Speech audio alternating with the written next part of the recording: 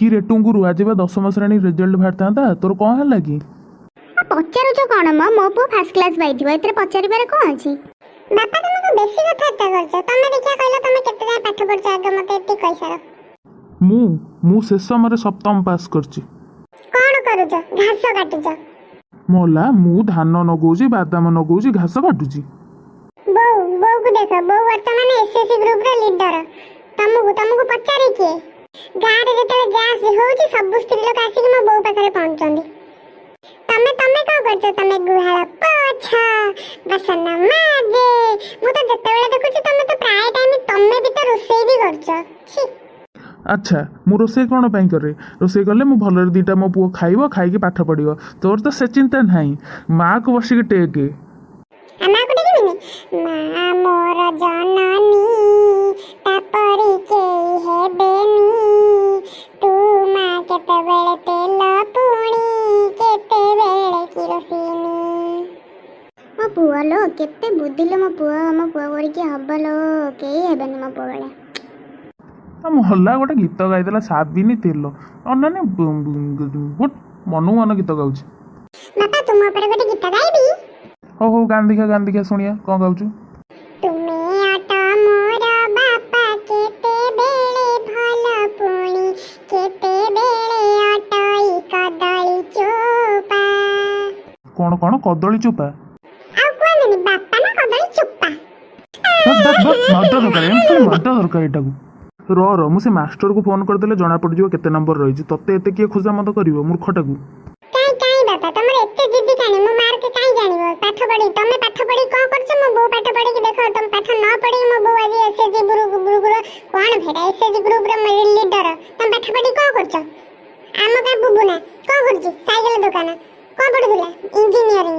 ଏଇଠି engineering cycle ଦୋକାନ ପଢା ହୁଏ? ନମ୍ବରରୁ କ'ଣ ମିଳିବ ଆମକୁ? ଏତେ କଥା ତମର କ'ଣ ପାଇଁ? ମୁଁ କିଛି ବୁଝିପାରୁନି। ମୋର କିଛି ଏତେ କଥାରେ ନାହିଁ। ମୁଁ ଜାଣିବାକୁ ଚାହୁଁଛି ତୁ ପାସ୍ ହେଇଛୁ ନା ଫେଲ୍ ହେଇଛୁ। ଅସଲ କଥାଟା କ'ଣ? ବାବାରେ ଏତିକି ବେଳୁ ମୋ ଉପରେ ଏତେ ଚଢ଼ିକି କଥାବାର୍ତ୍ତା କଲାଣି। ଆଉ କ'ଣ? କାଇଁ ସେମିତି ହଉଛ? ମୁଁ କହିଲି ଛାତ ଉପରୁ ଡେଇଁ ପଡିବି ଏଇନା ବୋଲି କେତେବେଳେ କ'ଣ କିଛି ମାନେ ଅଛି? ମୁଁ କାଇଁ ଡେଇଁ ମୋର? ଆଚ୍ଛା ହଉ, ତମେ ତ ବେଶୀ କଥାବାର୍ତ୍ତା କରୁଛ। ଖାଲି ଏତିକି କୁହ, ତମେ ତ 7ମ ପଢିଛ, ମୋ ବୋଉ ତ 5ମ ପଢିଛି। ଏଇଖିଣି ପ୍ରମାଣ ହେଇଯିବ। ରୁହ କହିଲ ଦେଖିଆ ବାପାର ଇଂଲିଶ କ'ଣ? ବାପା ଇଂଲିଶ ଡାଡି। ଆଉ କ'ଣ? ଖାଲି ଡାଡି। ଆଉ ବୋଉ କ'ଣ ଦେଖିଆ ବାପାର ଇଂଲିଶ କ'ଣ? ଓଲୋ ମୋ ଧନ, ବାପା ଇଂଲିଶ ଫାଦର। କହିଲେ ବାପା ଇଂଲିଶ ଡାଡି। ଶୁଣ, ବାପା ଫାଦର, ଜେଜ ମଦର। କ'ଣ ଜେଜ ମଦର? ନା ଗାଣ୍ଡୁଆ ଫାଦର। କ'ଣ ଗାଣ୍ଡୁଆ ଫାଦର? ମୂର୍ଖ। ମଲା, ତମକୁ ତ କିଛି ଜଣା ନାହିଁ। ମୋ ପୁଅ ତ ହେଲେ କେତେ ଇଂଲିଶ ଶିଖିଲାଣି। ଆଉ ଗାଣ୍ଡୁଆ ଫାଦର, ଗ୍ରାଣ୍ଡ ଫାଦର ଲୋ ପୁଅ। ଗାଣ୍ଡୁଆ ଫାଦର ନା ଗ୍ରାଣ୍ଡ ଫାଦର କହିବୁ। ଗାଣ୍ଡୁଆ ଫାଦର କ'ଣ କହୁଛୁ? ଗୋଟେ ଖରାପ ଲାଗୁନି ତତେ? Grand father. ଆଉ ତମେ କ'ଣ ବେଶୀ କଥାବାର୍ତ୍ତା କରୁଛ? ମୋ ପୁଅକୁ ଜଣା ନାହିଁ ନା କ'ଣ? ହେ ବାଜେ କଥା ଗୁଡ଼ା ମା ପୁଅ ବନ୍ଦ କର। ତୁ କହ ମତେ ପାସ୍ ହେଇଛୁ ନା ଫେଲ୍ ହେଇଛୁ? ଆଚ୍ଛା ତମେ ଦେଖିଥିବ ପରୀକ୍ଷାଟା 10ମ ପରୀକ୍ଷା। କ'ଣ 10ମ ପରୀକ୍ଷା କେତେ କଷ୍ଟ, ମାନେ ଗୋଟେ ପାହାଡ଼ ଯେମିତି ମୁଣ୍ଡରେ ଗଳି ପଡ଼ିବ। ମୋ ବୋଉ କ'ଣ କରିଛି ମୋ ପାଇଁ? ହନୁମାନ ପାଖରେ ପୂଜା କରିଛି, ମଙ୍ଗଳା ପାଖରେ ପୂଜା କରିଛି, କଳସ ବସେଇଛି, ଦିନ ରାତି ଠାକୁରଙ୍କୁ ଜୁହାର ହେଇଛି ମୋ ପୁଅ ପାସ୍ ହେଇଯାଉ। ତମେ କ'ଣ କରୁଛ? କିଛି ନାହିଁ। ଆ ଆଗରେ ଯାଇକି ହେଟା କିଛି କରିପାରିବନି, ତା ଆଗରେ ଯାଇକି ହେଟା କିଛି କରିପାରିବନି, ତା ଆଗରେ ଗପିଛ। କ'ଣ କରୁଛ ତମେ? ମତେ କାଇଁ ଏତେ କଥା ପଚାରୁଛ?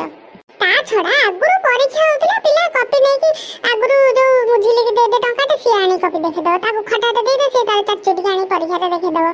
ଆଉ ଏବେ କ'ଣ ଅଛି? ବା ସିସିଟିଭି ଲାଗିଛି ଚାରିଆଡ଼େ। ସିସିଟିଭି ଲଗାଉ, ଚାରିଆଡ଼େ ସିସିଟିଭି। ହଁ ଲୋ ମୋ ପୁଅ, ମୁଁ ଜାଣିଛି ମୋ ପୁଅ କେତେ କଷ୍ଟ କରିକି ଦେଇଛି। ସିସିଟିଭିରେ ମୋ ପୁଅ ପରୀକ୍ଷା ଦେଇଛି। କ'ଣ କମ କଥା? ପେପରରେ ରହଲୋ, ଆମର ନାଁ ବାହାରିବ। ତୁ କ'ଣ ପାଇବୁ ଏ ବାପା କଥାରୁ?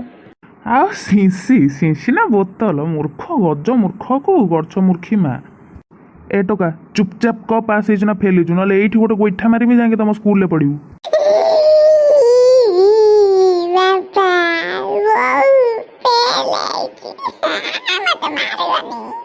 ଶ୍ୱଶୁର ପଢ଼ି ଫେଲ୍ ହେଇଥିବ ମୁଁ ଜାଣିଥିଲି ବା।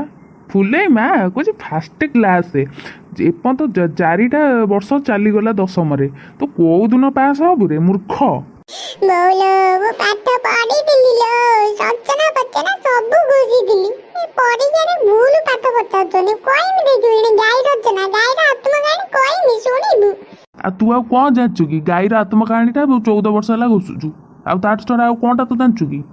ଓଲୋ ମୋ ପୁଅ କ ଗାଈର ଆତ୍ମକାହାଣୀ କଣ ଦେଖିଆ। ହଉ ଶୁଣ ବୋଉ, ମୁଁ ଗୋଟିଏ ଗାଈ, ମୋର 4ଟି ଗୋଡ଼, ଗୋଟିଏ ଲାଞ୍ଜ ଗୋଡ଼ ହେଲା ନା ନାଇଁ, ଆଉ ମୁଁ ଥୋପ ଥୋପ କରି ମୁଣ୍ଡା ମୁଣ୍ଡା କରି ହଗେ ନା ଗୋବର ଦିଏ। ଆଉ କହୁନୁ ମୁଁ 4 ଲିଟର ନେଖା କ୍ଷୀର ଦିଏ। କାଇଁ ସେମିତି ହଉଛ? ମୁଁ କେମିତି କ୍ଷୀର ଦେବି? ମୁଁ କଣ ଗାଈ? ବାକ୍ସଳ ତୁ ବା କହୁଛୁ ଆଳୁ ମୁଁ ଗୋଟିଏ ଗାଈ ଲମ୍ବେଇକି। ଆଉ କଣ କହିଥାନ୍ତି? ବୋଉ କହିଥିଲା ସେଇ ଯୋଉ ଗାଈ, ଏମିତି କହିଥାନ୍ତି ବୋଉ କହିଥିଲା ସେଇ ଯୋଉ ଗାଈ, ସେ ଗାଈର ଗୋଟେ ଏତେ ମୂର୍ଖ ବାପା। ଏକ ଚାପଡ଼ା ଦେମି ତ ବୁଲି ଯାଇକି ପାଣି ପିଇ ଦେଇ ଆସିବୁ ମୂର୍ଖ ଗୁଡିକାର ଶଳା। 5 ବର୍ଷ ହେଇଗଲା ଫେଲ ହେଲାଣି, ବେଶୀ କଥାବାର୍ତ୍ତା କରୁଛି। ଏଟାକୁ ବାହାର କର ଘରୁ ଏଟାକୁ। ଅର୍ଜୁନ ମୁଁ ହାରିବି ନାହିଁ। ଏଇଥର ବାପା ଗୋଟେ ଚାନ୍ସ ଦିଅ, ଯଦି ମେଟ୍ରିକରେ ଫାଷ୍ଟ କ୍ଲାସ ଆଣିକି ବୋଉ ପାଇଁ ଗୋଟେ ଶାଢ଼ୀ ଆସିବ, ସାଡୁ କନକ ନ୍ୟୁଜ, ଭାସ୍କର ନ୍ୟୁଜ, ପ୍ରତିଦିନ ନ୍ୟୁଜ ସବୁ ଆସିକି ଯଦି ଆମ ଘରେ ତାଙ୍କ ଲାଇଟ୍ ନ ଲଗେଇଛନ୍ତି, ତାହେଲେ ମୋ ନାଁ ବି ଟୁଙ୍ଗୁରୁ ନୁହେଁ, ଟୁଙ୍ଗୁରୁ ନୁହେଁ। ରହିଲି, ଦେଖା ହବ 2026ରେ।